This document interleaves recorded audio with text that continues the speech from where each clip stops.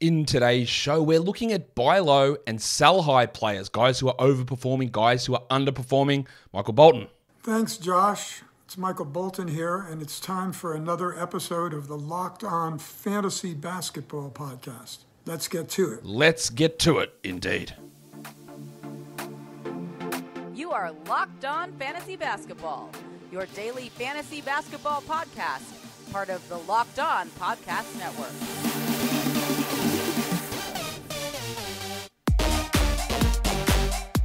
Hello and welcome to the Locked On Fantasy Basketball Podcast, brought to you by Basketball Monster. My name is Josh Lloyd, and I am the lead fantasy analyst at basketballmonster.com. And you can find me on Twitter, as always, at redrock_bball, on TikTok at redrock_bball, on Instagram at Locked On Fantasy Basketball, and where's the other one? Substack, that's it, joshlloyd48.substack.com. Today's episode is brought to you by PrizePicks. First-time users can receive a 100% instant deposit match up to $100 with the promo code LOCKEDON. That's PrizePicks.com. The promo code is LOCKEDON. Thank you for making Locked On Fantasy Basketball your first listen every day. We are free and available on all platforms. We're here to talk buy low, sell high players. Again, remember, not an exhaustive list. 10 buy lows, 10 sell highs. Doesn't mean you have to trade for them. Doesn't mean you have to trade them away. It's about inquiring and seeing if you can get value in a deal. Otherwise, the sell highs you ride out. The buy lows, you let someone else keep them. Right? You try and get value in all trades. There is no such thing as a must trade for or must trade away player. Right? There's no such thing as that. So it's about just trying to establish how it makes sense for your team and trying to get the value. And if it works, great. And if it doesn't, that's fine too. So let's look at how we did on this show a couple of weeks ago. Warnie? Let's get it on, Gilly. All right. Week 6, 2 weeks ago. The buy lows. Keldon Johnson was a buy low, and he's gotten worse. Yeesh. 230th ranked player he was, and then 318th in the 2 weeks since then. I do believe, and we saw that last game, that he is going to improve from just that horrific field goal percentage. So I'm not too worried about that one, but obviously it's been really rough the last 2 weeks for Keldon. So that's an L. Rowan Barrett was 265th, and you know that I've talked about him a lot, saying that in category leagues, he's really hard to roster unless your team is specifically built around it. But I did say that if your team is built around that, then there was going to be improvement here from RJ. And he was. He improved. He was 265th. He's 137th. 137th is still not very good. But that's sort of where the ranking formulas end up with RJ most of the time. And you can't really ask for huge amounts more than that. Kawhi Leonard. He was 301st. This was partly because, hey, I do think you can get him for absolutely nothing. People are dropping him. He came back. He played one game. That was that game yesterday against the Hornets where he hit the game winner. It still was nowhere near his best, but he was 182nd based on a per-game value for that last 2 weeks just from that one game. The most important thing is he played 28 minutes in that game. And I do think that if you were able to trade for him in the last 2 weeks, that he is going to beat whatever value you gave up to get him. I don't know that. And there's still going to be plenty of games missed for Kawhi, but it's a good sign to see 28 minutes in one game. The next one, Gary Trent Jr. Nice, Gary! You know I'm not a big Trent fan, but he was 337th. He's 124th in the last 2 weeks. I still am not sure where he's going to go from here because playing off the bench, he might only play 25 to 27 minutes a night, and volume is probably what he needs. But I'd hold for now. We'll see where it goes. Don't really think he's going to hit ADP, which was at like 90 or 80 or something like that. We know that the field goals are going to be rough, but he was always going to get better than that, and he did. DeJounte Murray was 86th. He was a buy low. He's now 26th over the last 2 weeks. I think 26th is probably about bang on where his value is going to lie rest of season. In terms of the sell highs, Brunson was 24th. Since then, he's been 93rd. The reality for him, I think, somewhere lies in the middle between 40 and 60. So again, if you're able to capitalize on a sell high for Brunson, good work. The pencil Harrison Barnes. Barnesy. He was 31st. We knew there was no way of that sticking. He is 123rd since. Pretty obvious stuff, I think. I still believe that his value for fantasy leagues in 12-team leagues increases as we head closer to the playoffs. Just a solid contributor where you're not taking as many upside swings. But for now, he's just not that good. Bones Highland, the big stiffy, the 5-minute man. He was 37th. Now, I didn't expect him to drop to 381st. I didn't expect him to have a 5 trillion. Or maybe it wasn't a 5 trillion. Anyway, it was a bad game last time out. I didn't expect him to miss a million games from being ill. somewhere, I don't really know where his value fits, considering that Malone went to Ish Smith over him last game, which was a little bit troubling for his value. That was a clear buy or clear sell high for Highland, and hopefully he got something for him. Oubre was 43rd. He's pulled down to 119th since then. He's going to have those percentage issues. I think long-term, he's going to have minutes and usage issues. 119, or 90 to 120 is probably a fair zone for him, while Ball and Haywood and Martin remain out. But that sort of top 50 numbers weren't likely to stick. While Bob Portis has dropped a little bit, 79th down to 92nd. I still think that Portis is probably going to fall outside the top 100. The Middleton absence had helped him, and they'd played big with Giannis, Brook, and Bobby together a little bit more than what they probably will moving forward now. And I think Portis will probably end up falling outside that top 100. So he's sort of still got a little bit of extra value here, but it's not enough to really consider as much of a sell high, I don't believe. The first buy low for this one is Christian James McCollum. Now, he's only played 2 games since returning from COVID, but they've been bad. It's not minutes-wise, he's fine, 33 minutes a game. But he's the 359th ranked player in those games, 216th in points leagues. He's averaging under 17 fantasy points. Why is it happening? Now, his shooting this season has been bad. He's under 40% for the year. But since returning, 23%, 14% on threes, 27% on twos. That is all concerning. Now, again, his shooting hasn't been good this year. He's hitting only 33% from 3 and only 44% from 2. But even, he's well below those numbers. I'm also concerned that just 16 usage in the 2 games, and that's probably where I'm a little bit more worried, is that they seem to have just so many options. Alvarado stepped up last game. Zion. This is without Ingram as well, that his usage was so low. That he just sort of sitting back and go, well, the shot's not really falling. Let me do some other stuff. That's a little bit troubling. But we do expect that. Now, he shot 46% from the field last season. He's at 23% these last 2 games. His rebounds are pretty low, 3.5. He's at 4.9 for the season. And that usage really low. So, while I don't think CJ's really got much hope of hitting, where was he getting drafted? In the 40s in some spots? I don't think he's got much hope of hitting that.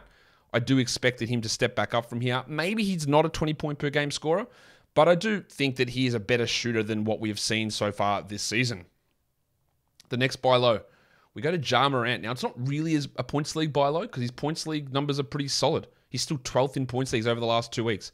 47.6 versus 47.3. Actually, his last 2 weeks in points leagues are ahead of his season value. But for category leagues, he's hurting a lot. He's the 98th ranked player over the last 2 weeks. That's not great for a guy that many people would have taken in the top 20. Some would have taken in the top 30. He's really fallen away. For the season, he's down now outside the top 40. But why has there been this big slump? Well, he can't hit free throws and he can't hit them at a big volume. 65% is just not good enough. And he's doing that on 10 attempts. That is paralyzing to your fantasy team. That makes him a punt free throw guy. That makes him Giannis. Not quite, but makes him Giannis. 74 for the season is where he's at. That's not a great number, but it's also not one that's not recoverable from. So we hope that this, whatever this run is, of being under 70 doesn't stick. But over the last 12 games, he's still at 67%. So maybe he is turning into a punt free throw guy. But I still expect some improvement here. Also, the 3-point shooting, which started out really strong, has fallen away as well. He was hitting like 40%, which was part of the reason that we said there's a little bit of unsustainability here in what he's doing. But he's gone back to 32% from 3 over the last 6 games. And that, of course, impacts 3-point volume, another one of those areas where Ja struggles in a category fantasy league. And while he's not a shot blocker, he has highlight blocks, but he's not a consistent shot blocker. He hasn't blocked a single shot in 6 games. This is a guy that averages 0.3 blocks per game. So that's 1 every 3 games. And while, again, this is not a major issue, it is still an impact. You lose those 2 blocks for the week. It impacts his ranking numbers. Some people abide by ranking numbers very strictly. So when they see Ja Morant's player rate of value over the last 15 days or whatever it is, they'll see it drop down and they might not realize what it's about, whether it is those blocks or the bad free throws or the lack of 3-pointers. Like there's a number of factors in there, and that even if he just had 1 block, that would change things decently. It would at least give a couple of ranking spots back and help that overall value, even though on your team it probably doesn't make that big of an impact. And that is important to note how that stuff is constructed. Today's episode is brought to you by PrizePicks. PrizePicks is daily fantasy, and it's daily fantasy made easy. It's no salary cap. It's not against thousands of different people. It's you versus player projections. So you go in there, Ja Morant, over under 1 block or half a block. You put it in.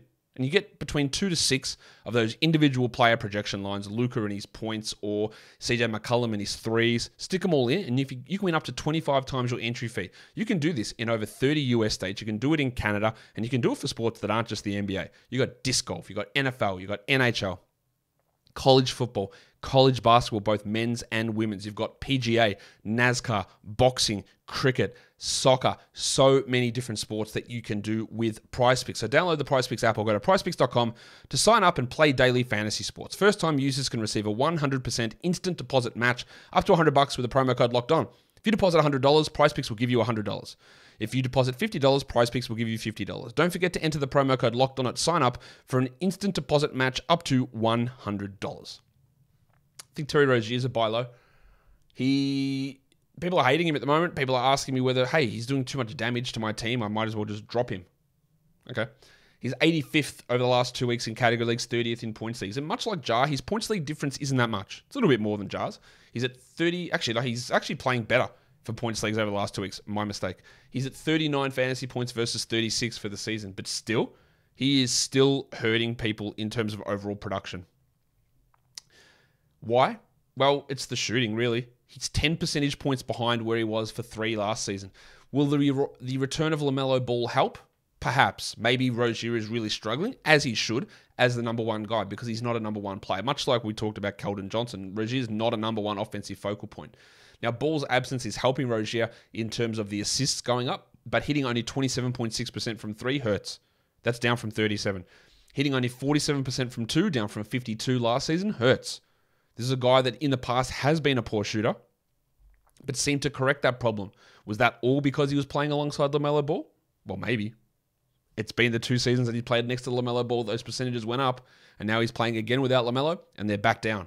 So, 1 and 1 might equal 2 in this situation. It might equal 69. I've got no idea about how that ball factor is there, but it seems like there is a pattern in that. And that means if LaMelo returns, yes, usage and assists will drop, but big jumps in percentages should bring Rozier back inside the top 50, back inside the top 40. And with people not necessarily associating those things together or just saying, well, this guy just kills me every week with his shooting, and that's true. He is hurting so much. If you're in a punt field goal build where you can absorb that, like getting Rozier back for any sort of top 60 player, I think it's a win. I think he is going to improve from here pretty rapidly and pretty significantly, even though it's been quite a rough start to the year. I think there is going to be some step ups. The other thing that we need to see him get better at is blocks, much like Ja. Like, he's not a big block guy, but hasn't blocked one in a month. The steals have been down, although recently they're starting to come up. He's had 4 steals in the last 3 games, which is better than what he was doing, but no blocks. And that, again, it just puts a little bit of an extra dampener on what he's able to produce. Darius Garland, a little bit down at the moment. 84th in category leagues over the last 2 weeks, 51st in points leagues. He's 3.5 fantasy points off his season average, averaging 34 versus 37.5. Why is that? Is it the Donovan Mitchell effect? Not really, because he's been playing with Mitchell all season. We're just seeing a decline in his production because the shots aren't going in. And there's so many patterns like this, isn't there? He's hitting just 43% from 2. Last season, he hit 51. And you would think, again, logically, if we're going to use the Rozier example, hey, better teammate, I get better looks. It doesn't always work out that way, but an 8 percentage point drop from Garland in 2-point shooting is probably going to come back up. Now, for the year, he's at 45% from 2, so that's not that much lower than 43, but there's still plenty of room for that to improve. He's also hitting under 35% from 3, but for the year, he's been a 41% 3-point shooter. He was 38 last year. He was 40 the year before that. He's got a track record of being a good shooter. He's just in a cold streak. The other thing is steals. 1.2 steals this season, 1.3 last season, 1.2 the year before that. Last 7 games, 0.7. That 0.7 versus 1.2 is a sizable difference. It turns you from being a solid positive in steals to being a negative in steals. And that brings you from being a top 30, top 40 player, he's 38th for the season, along with the percentage reductions to being outside the top 80 over these last 2 weeks. And it's not hard to see that 3-point percentage jump a little bit. The steals get back to 1.1. The 2-point percentage go to at least 47, 48. And then you're back inside the top 40 or top 50 really comfortably. Garland, it might be a hard buy low to pull off. But again, it just depends on the manager who has him. The manager who's buying it, is it a Mitchell effect that's causing this? Because some people will think that. And they go to that logical or somewhat logical idea that it's Mitchell that's impacting his ranking, thinking that a ranking is like a pie you can take slices out of. That if Mitchell's the 30th ranked player, that means that has to take ranking positions away from Garland, when the rankings are always built into individual projections. And it's not really the usage thing that's impacting Garland. In fact, Garland's usage for the season is 28. Last season it was 27.5. He's only at 26.2 over the last 2 weeks. It's not the usage thing that's the problem. It's not the assists thing that's really the problem, although he is down 1 assist from last season. But his numbers over the last 2 weeks are exactly the same as they are for the season. It's these other factors which are really Mitchell independent, but it doesn't always come across that way. So another buy low opportunity there. The last buy low is another point guard. And it's one that is, I don't know, one that maybe people haven't realized. The reason I've included this one here is his injury, and that's Tyrese Haliburton. I don't know that he's going to be out too long with that groin issue, but Haliburton's been great this season, 11th ranked player, except over the last 2 weeks where he's 37th. And in points leagues, he's 17th. He's only averaging 1 fantasy point fewer, 43.7 versus 44.6. It's only 1 fantasy point different. But what part of the reason that Haliburton's been so great is assists. Yes, great. They're still there. 11 a game. Steals, 2 a game, still there. Great. But the other thing, and part of the reason I wasn't skeptical, but I was like, well, I'm not sure with him. I still had him as a first round guy, don't get me wrong. And I think I had him at like 10 or 11, so bang on where he is. Part of the reason why I was like, I'm not sold on it 100%, or I have, if you're going to put my skeptic hat on, is like, how does his efficiency stack up when he has to be the number one guy and bumping up usage? And in general, it's been good until recently. 42.6% from 2. He's at 54 for the season. Now, that 54 for the season is pretty high, considering he was only at 52 last season, but a big drop-off. His 3-point percentage from 37 for the season down to 30. This is a guy that hit 41 last season and 41 the year before that. We don't expect 41% 3-point shooting because it is hard to maintain that level when you are the number one guy. But 30%? I don't think so. And then, inexplicably, he's gone from an 86% free throw shooter as a rookie, 84% last season, 84% this season, but 73% over the last 6 games. So you're going from a high volume, high percentage, big positive to actually a significant negative. Now, actually, he's not high volume. He doesn't really take any free throws at all. But still going from a positive into a negative in free throws, it hurts your scoring. And when all your shooting numbers are down, his true shooting has gone from 58 to 46. Like, it's a big, big dip. I still have him as a first-round player. The fact that he's injured, slumping, I know people won't really consider Nembhard a guy that's going to challenge him at all, but you never know. There are reactive fantasy players out there. I'd more be looking at the people who are worried about an injury, the doomers who talk about tanking and shutdowns and all that sort of stuff, to see if I can get, like, it's not going to be a big buy low, but a top 20 player for Haliburton. I would invest in him for sure. I do think that there's pretty good evidence that at least that 3-point percentage is going to be better than 30, and that the free throws jump back over 80. I think we've got pretty good evidence in that, even if the 2-point percentage doesn't quite hit the heights that it did this season. But again, he's been a 50+% 2-point guy all of his career, and a 40% 3-point shooter all of his career as well. So I do expect some step-ups there. From old mate Tyrese Haliburton. Today's episode is also brought to you by BetOnline. BetOnline is your number one source for all of your sports betting info, stats, news, and analysis. Get the latest odds and trends for every professional and amateur league out there, from football to basketball, soccer, esports. It's all there at betonline.net. We've got the NFL week done for this season. So Thursday Night Football, it's the former Battle of Los Angeles. The Raiders versus the Rams. The Rams are 6-point underdogs at home at SoFi. But that and all of the week 14 odds for the NFL, including the Dolphins and the Chargers, is up there. That's a Sunday night game. We've been flexing to Sunday night into prime time. You can check that all out at BetOnline. The fastest and easiest way to get your betting fix. Head to the website today or use your mobile device to learn more. BetOnline is where the game starts. Okay, let's go another Sell high player. JB, you've done it again. Jaylen Brown's on a real roll. 9th ranked player over the last 2 weeks. 11th in points leagues. He's averaging almost 48 fantasy points, which is up from the 42 that he's been averaging for the year. So what's happened here for Jaylen, who's been really good all season? Not saying he hasn't. He's the 15th ranked player actually over the course of the year. But what he is doing at the moment, I don't think that he's able to maintain top 20 numbers for this season, but he has been excellent. But this top 10 run that he's on is probably unlikely to stick because he's hitting 63% of his two-pointers. Last season, look, this is what he was. The last 3 years, 54, 54, and 54 from two.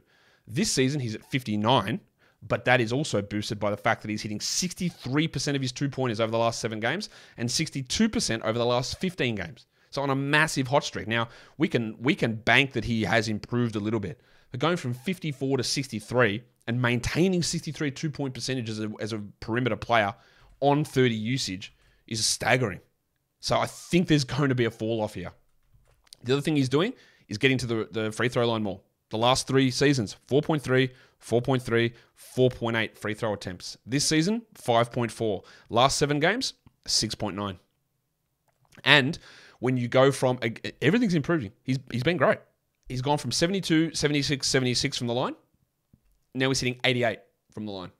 So when you bump your volume up by 50%, you improve your free throw shooting by 12 percentage points, it pushes you into the top 10.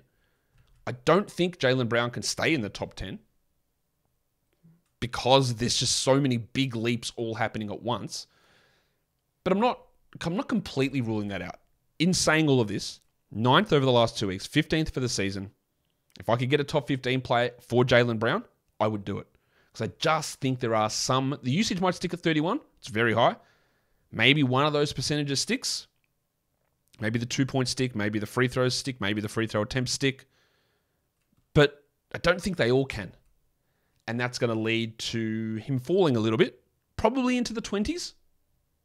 Maybe into the 30s, which is where he's basically been most of the year. But this is just a really huge step forward in so many different areas for Jaylen Brown, which he needs to be credited for. It just feels like there's maybe a little bit of that that's not quite as sticky. Deandre Ayton, been really strong as well.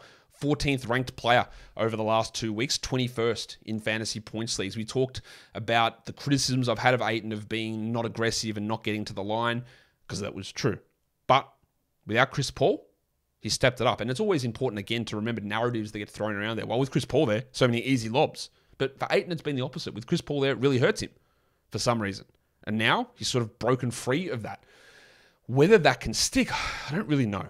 He's averaging 42 fantasy points versus only 34 for the season. He's doing it with a couple of different things. 71% from two. Now, as a big man, you think that's fine, but it's very hard for anyone to be a 70% 2-point player. He's at 64 for the season. He was at 64 last season from two. And guess what? He was at 64 the year before that. So there's 6 percentage points dropping down. His free throw attempts, which again I've been critical of, he was at 2.3, 2.5, 2.4, and then 2.9 this season. Last 8 games, 4.5. So you're looking at a 50% increase again in free throw attempts rates. And he's been more aggressive on the boards, going from 9.6 to 12.3 rebounds. I think if there's one thing that might stick, it might be the rebounds, but his last 4 games, so half of the last 2 weeks, he's back at 9.5. So maybe there is something to say in that all of these things, that high efficiency, the improvement in free throw attempt rate and aggression, the rebounds, even the usage, which isn't actually that different, but those things, that free throw attempt rate, the rebounds and the field goals, they probably don't stick at this level, and they don't stick with him being a top 15 player. I think top 40 is really, like he's 45th for the season. I think top 40 he can be. He might even be able to be top 35 or top 30.